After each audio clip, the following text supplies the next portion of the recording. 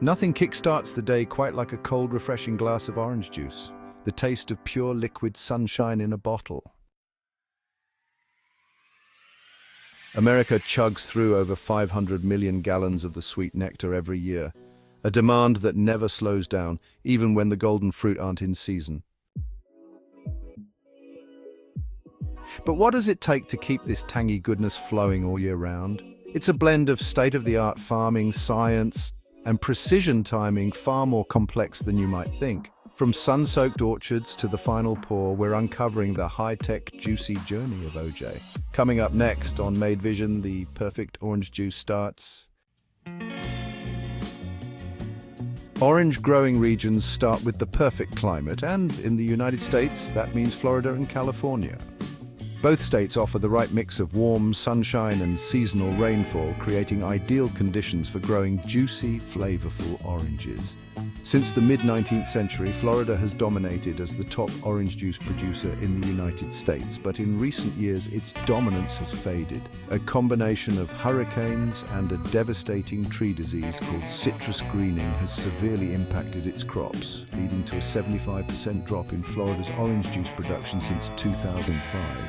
As Florida's orchards have struggled, California has taken on a bigger role in the US orange juice industry. But even with its increased output, it can't entirely meet the country's demand on its own. To keep up, many companies now import more oranges than ever, with Brazil leading as the world's top exporter for juice oranges. In fact, most 100% orange juice is actually a blend from both the United States and Brazil. Something worth checking next time you grab a bottle. Out of the many orange varieties grown worldwide, there are two primarily used in commercial juice production because of their high juice yield and tangy flavor: Valencia and Hamlin. While Valencia are the industry's preferred choice, making up around 70% of juice crops, many orchards also grow Hamlins alongside them to take advantage of their different harvest cycles and keep juice production steady throughout the year. For instance, Valencia, which bloom in the spring, can take around 12 to 15 months to fully ripen, meaning they aren't harvested until the following year, from March through September, peaking during the summer months.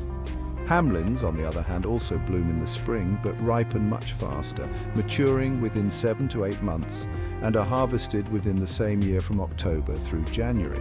While Hamlins have a gentler flavor, their high juice content makes them just as important to the growers when Valencia aren't in season.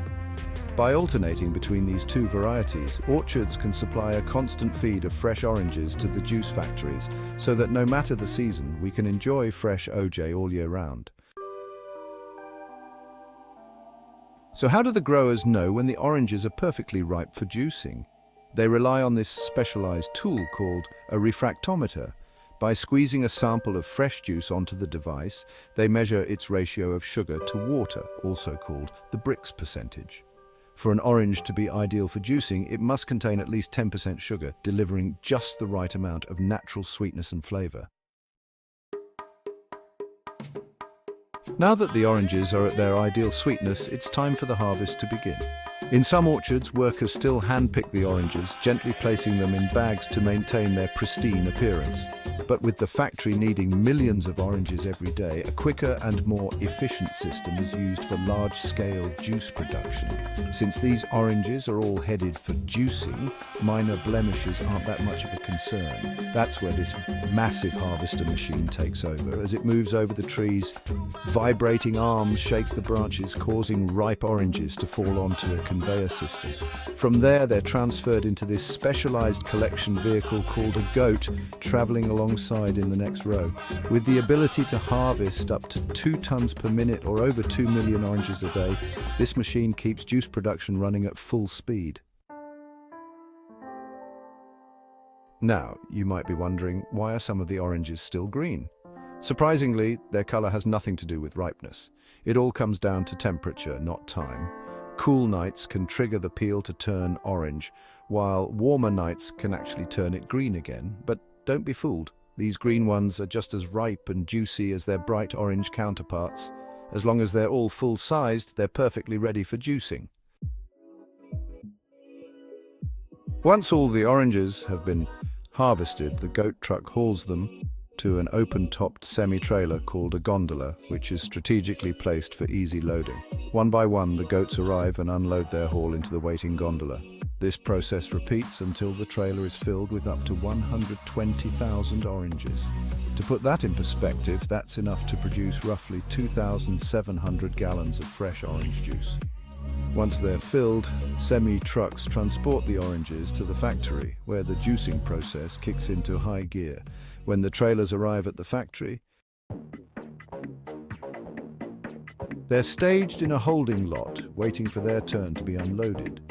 Hustler trucks then shuttle the trailers to the unloading area where they're positioned onto this hydraulic platform. Depending on the factory, the platform either tilts the trailer at a 25-degree side angle, while others use a vertical tilt system, both designed to let gravity handle the unloading.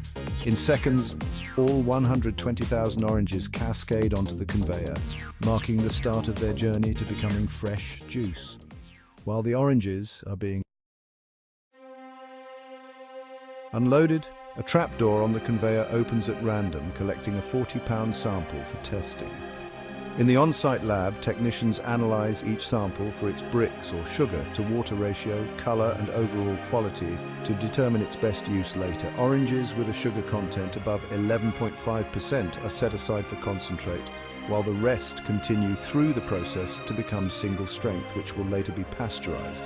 As the samples undergo testing, the conveyor keeps moving, directing the remaining fruit into this giant holding bin where they're divided by concentrate or single strength. From the holding bins, the oranges are sent down to this rinsing deck before entering the factory. On the deck, they're sprayed with a water and alkaline solution. Then they pass over these spinning brushes that scrub away any surface contaminants, making sure they're all pristine before they meet the freshly washed. The oranges next enter the pre-sort stage. Diligent inspectors stand alongside these conveyors and toss out any that are smashed, defective, or showing signs of decay. As the approved oranges continue along the conveyor, they encounter a bed of thousands of tiny, sharp pins that gently puncture the peels, just enough to release the essential oils contained within. But we'll take a closer look at that in a second. Next, the oranges are sorted by size using a system of rollers that categorize them based on diameter. Even though they're all destined for juice, sorting by size allows each orange to fit perfectly into the matching sized extractor. This maximizes efficiency, reduces waste, and helps squeeze out every last drop of juice. Now it's time to squeeze out the flavor and turn these oranges into liquid gold. The size-sorted oranges are fed into specially designed extractors where each one is carefully cradled into a cup and sliced in half. The halves are then pressed against a twisting, cone-shaped reamer that extracts the juice and pulp in one swift motion. If it looks familiar, that's because it works just like a home juicer. Only this machine can handle 800 oranges every minute, keeping up with the massive 500,000 gallons this factory can make daily. But twist juicing is just one approach. Some factories rely on this metal prong machine to get the job done. With this method, the oranges are dropped onto rows of sharp prongs. Then a powerful press crushes them downward, forcing the juice to flow through while separating the peel and pulp. The pulp doesn't go to waste, though. Instead, it's collected and stored in these metal drums, later to be added back into select juice batches for those who prefer a thicker, more textured drink, just like fresh squeezed oranges. We'll dive into the pulp reworking soon, but for now you might be wondering what happens to all those peels. The now empty peels fall into a rotating auger mill that grinds them into a fibrous, shredded mix. After that, the processed peels are loaded onto trucks and sent out to be used as cattle feed. Earlier in the process, we saw how thousands of tiny pins punctured the orange peels, releasing their natural oils. That oil, along with additional extracts from the ground-up peels, are collected in a giant vat. This oil-water emulsion is then sent to a high-speed centrifuge where it's rapidly spun to separate the pure oil from the water. This continues until the oil reaches at least 99% purity. The result is pure orange essential oil, a highly versatile product that can be used in cosmetics, aromatherapy, food flavoring, and much more. As for the orange juice itself, it follows one of two paths: concentrate or single strength. For concentrate, the juice is sent through evaporators that remove about 80% of its water content, leaving behind a highly concentrated form. This is then frozen, creating the familiar ice tubes of juice you might see in grocery store freezers. For single strength, the juice must undergo flash pasteurization to keep it safe and fresh while it awaits bottling. First, it's heated to 185 degrees Fahrenheit to kill bacteria, before rapidly cooling it to 35 degrees to maintain its quality. Since there are no additives, it will be labeled as 100% orange juice. Once pasteurized, the juice is stored in these massive 1 million-gallon refrigerated tanks where it can stay fresh for up to 2 years with minimal flavor degradation. Fun fact, the flash pasteurization method was developed in the 1950s by Tropicana's founder Anthony Rossi and his team of scientists. Prior to that, almost all commercially available orange juice in the United States came from concentrate before the juice reaches.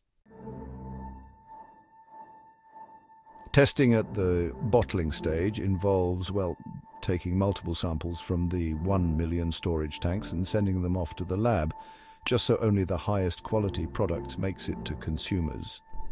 In the lab, each sample undergoes rigorous testing where experts analyze acidity, sugar or Brix level, aroma color, and most importantly, taste. Additionally, the pulp quality is also examined before being blended back into select batches in the next stage. Now it's time to reintroduce the pulp. Pulp blending means, quite simply, adding the previously extracted pulp back into the juice before bottling. The pulp barrels are sent to a rework tank where the pulp and juice are thoroughly blended to create a smooth, uniform consistency. Since everyone has different preferences, the juice is separated into batches with varying pulp levels, ranging from some pulp to lots of pulp. And for those who prefer their orange juice silky smooth, a pulp-free batch is made too. Which pulp level do you prefer? Let everyone know in the comments. After months of ripening under the sun, the oranges have been squeezed, tested and perfected. Now the juice is ready for its final step, bottling and making its way to your glass. First, infrared light heats these plastic preforms, softening them for shaping. Then a blow molding machine rapidly expands them into 14-ounce bottles. The newly shaped bottles then go through a final rinse cycle where a spraying machine thoroughly cleans them, removing any potential residues or contaminants before they're filled. The filling process happens in stages. First, a small amount of the flash pasteurized juice is poured into the bottles at 176 degrees Fahrenheit. Then the rest of the bottle is filled to prevent foaming. A built-in scale on the neck holder automatically checks the weight, preventing overfilling. Once the bottles are filled, the conveyor takes them to a machine that applies a bottle cap in the blink of an eye. Each bottle is now scanned using high-speed cameras and ultraviolet light, allowing the system to instantly identify leaks, loose caps, or irregular bottles. Then they pass through a machine that turns the bottles of still hot orange juice on their side. This allows the liquid to sterilize the neck area and inner cap thoroughly. After sterilization, the bottles move through a cooling station where spray nozzles gently bring them down to room temperature. Now at the perfect temperature, the bottles move to the labeling station where they receive their final touch, a label showcasing the brand, product details and nutritional information. After each bottle is labeled, they are grouped into packs and sent through a shrink tunnel. Here they're tightly wrapped together, creating compact packages that are easy to handle, stack and transport. The shrink-wrapped packs are then stacked onto pallets, forming neat transport-ready stacks. To keep everything secure, robotic arms wrap the pallets in another layer of cellophane, ensuring stability for easy handling during shipping and unloading. Finally, the freshly bottled orange juice is loaded onto refrigerated trucks, one pallet at a time, making sure they stay cool and fresh on its journey to store shelves. Soon, It'll be ready to bring a burst of sunshine to breakfast tables everywhere. Whether you prefer it smooth packed with pulp fresh or from concentrate, every glass of orange juice carries the story of its journey from orchard to table. It's no surprise that it remains the undisputed king of breakfast drinks. Thanks for watching Made Vision. We'll see you next time.